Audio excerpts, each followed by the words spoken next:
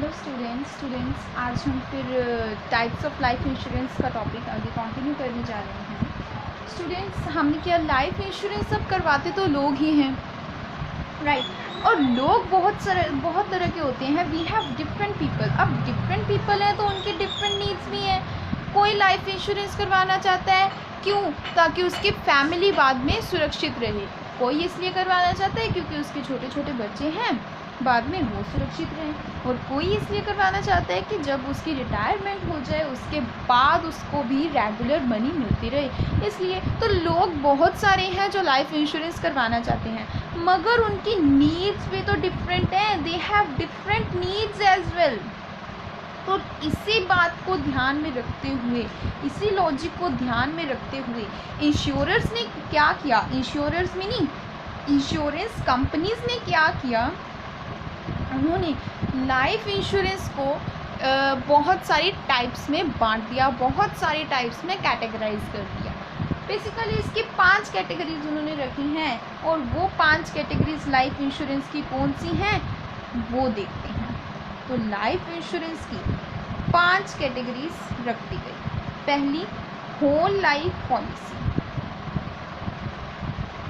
Policy क्या है, मैंने आपको पहले ही बताया कि एक ऐसा एग्रीमेंट जिसके ऊपर इंश्योरेंस की सारी टर्म्स एंड कंडीशंस लिखी जाती हैं, उस पेपर को, उस एग्रीमेंट को क्या कहते हैं, policy, right.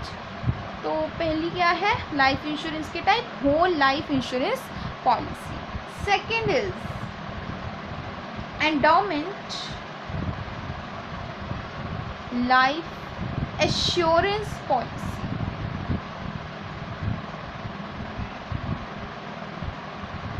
Third, joint life policy.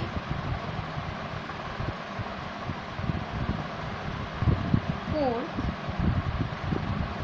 Annuity policy.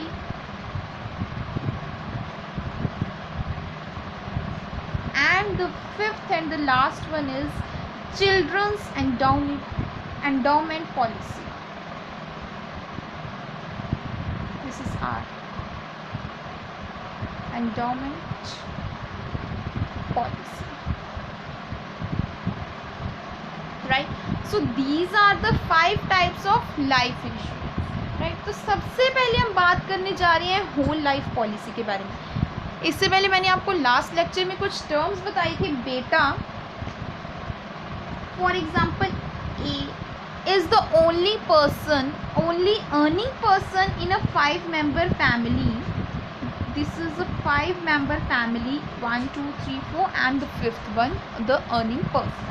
अब इसकी इनकम के ऊपर ये 4 पर्सन भी पल रहे हैं। अगर ए पर्सन को कुछ भी हो जाए तो इनको भी खतरा है अपनी लाइफ का, इसीलिए ये पर्सन मिलके ए पर्सन की अगर इंश्योरेंस करवाते हैं या फिर ए पर्सन इन सब के लिए अपनी लाइफ इंश्योरेंस करवाता है, उस टाइम पर रिस्क किसका सेफ हो रहा है, रिस्क किनको है, इन चारों को। इसके जाने के बाद, इसके मर जाने के बाद इन चारों को लाइफ का रिस्क है, क्योंकि ये चारों इसकी इनकम के ऊपर पल रहे हैं, राइट। तो इन दैट केस अगर ए अपनी लाइफ इंश्योरेंस करवाता है या फिर ये चारों मिलके ए की लाइफ इंश्योरेंस करवा दें, मगर रिस्क तो इन चारों का ही सेफ हो रहा है, ठीक है। और जिनका भी रिस्क सेफ होता है उनको हम कहते हैं इंश्योर्ड, राइट। और किस को ये इंश्योर करवा रहे हैं, ए पर्सन को, इस पर्सन को क्या कहा जाएगा, एश्योर्ड। और जिस कंपनी के साथ इंश्योरेंस कॉन्ट्रैक्ट में ये एंटर कर रहे हैं उस कंपनी को क्या कहते हैं, insurer. That means insurance company. So right. और जब एश्योर्ड या इंश्योरर के साथ मीन्स इंश्योरेंस कंपनी के साथ एक इंश्योरेंस कॉन्ट्रैक्ट में एंटर कर जाते हैं, उस टाइम पर इंश्योरर को सबसे पहले पैसे देता है, फॉर्म फिल करता है और उसके बाद कुछ पैसे देता है, और पैसे वो कुछ फिक्स टाइम पीरियड के लिए देता रहता है। मे बी वो हर मंथ उन्हें पैसे दे इंश्योरेंस कंपनी को, may be half yearly, may be quarterly, may be annually, right. तो वो कैसे भी दे सकता है पैसे, या फिर टर्म्स और कंडीशंस पर मेंशन होता है कि उन्हें पैसे कैसे देने हैं, राइट। तो वो कैसे भी पैसे देता है। जब भी इंश्योरर कंपनी को पैसे देता है, क्वार्टरली, मंथली, हाफ ईयरली और एनुअली, जैसे भी पैसे देता है, उन पैसों को क्या कहते हैं? Premium,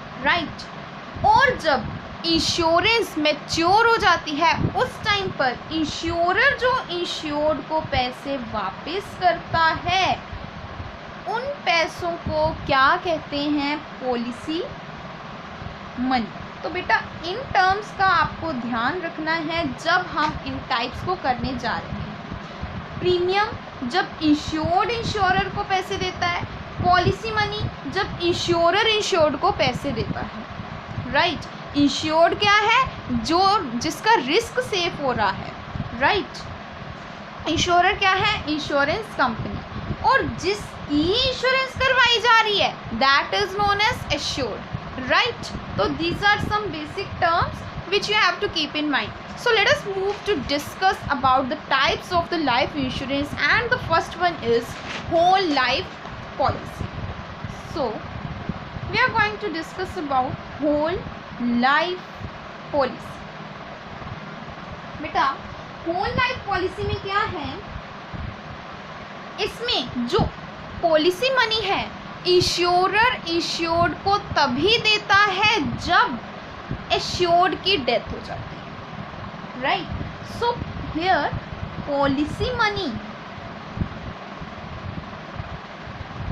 is not paid before the death of the assured,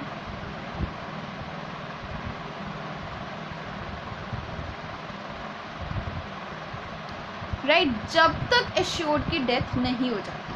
अब फॉर एग्जाम्पल हम फिर से 5 मेंबर फैमिली वाली ही एग्जाम्पल लेते हैं। ए पर्सन है, he that is the only earning person in the family, right, and this is a family of 5 persons, 1 2 3 4 and the 5th one is this A person, right। अब ये सब क्या है? Insured, this person is assured and here is our insurer, right. Insured क्या करते हैं? Insurer को पैसे देते हैं, मीनिंग प्रीमियम देते हैं, और कब तक देते हैं वो टर्म्स और कंडीशन में मेंशन होता है। कब तक? सवाल ये पैदा होता है कि ये प्रीमियम कब तक देते हैं अगर हम होल लाइफ पॉलिसी में एंटर कर रहे हैं। ये प्रीमियम हमें तब तक देना है जब तक एश्योर्ड जी रहा है, जब तक एश्योर्ड की डेथ नहीं होती तब तक इंश्योर्ड को इंश्योरर को प्रीमियम देता है, ठीक है। ये ऐसा भी हो सकता है कि जब तक उसकी डेथ नहीं होती है, या फिर ऐसा भी हो सकता है कि प्रीमियम वो फिक्स टाइम पीरियड के लिए देते हैं, that can be whole life और whole life of assured,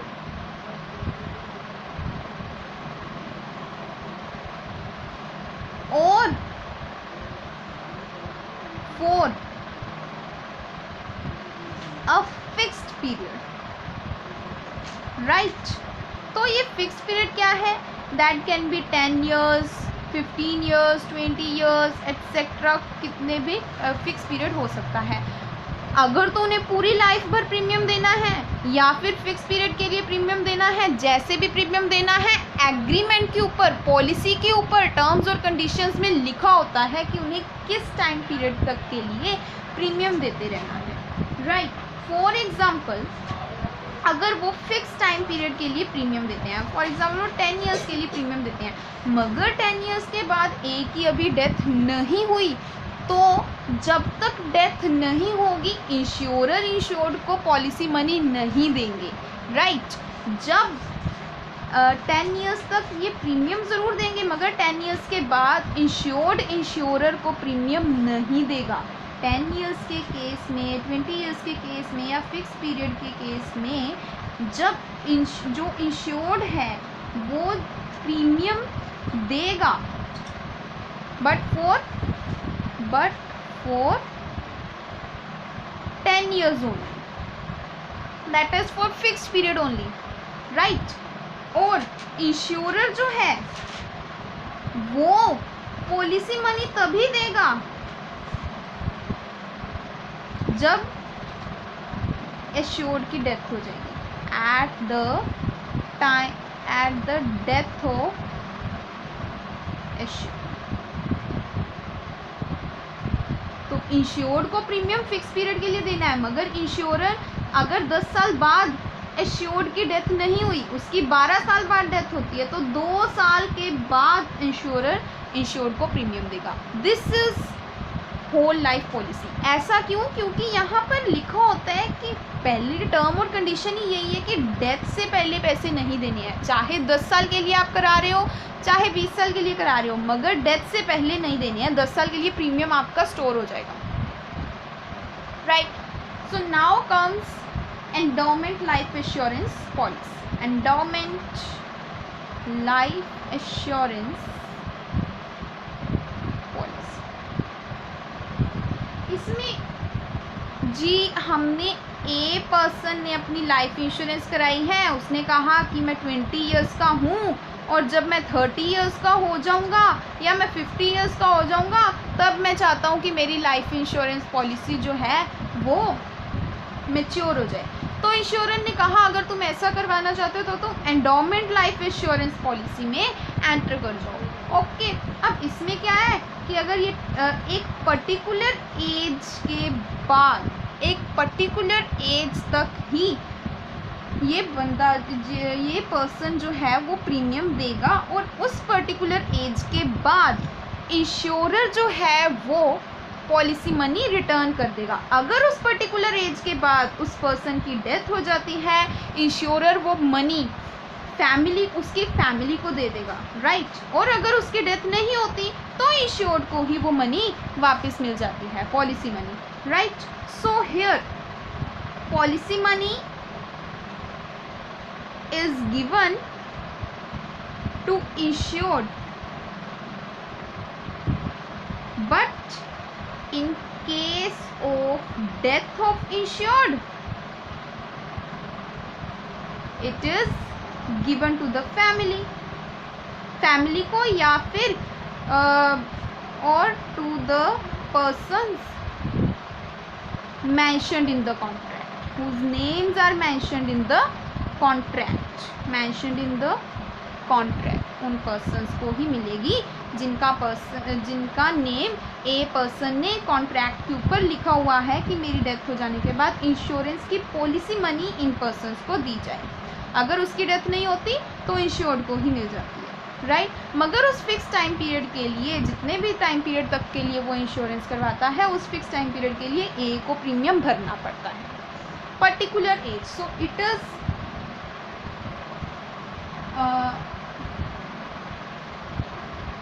is paid, that means premium is paid for a period of attaining a particular age, right? So this is about the endowment life assurance policy, and we'll continue from joint life policy in the next lecture. Students, do like my videos and subscribe my channel. Thank you.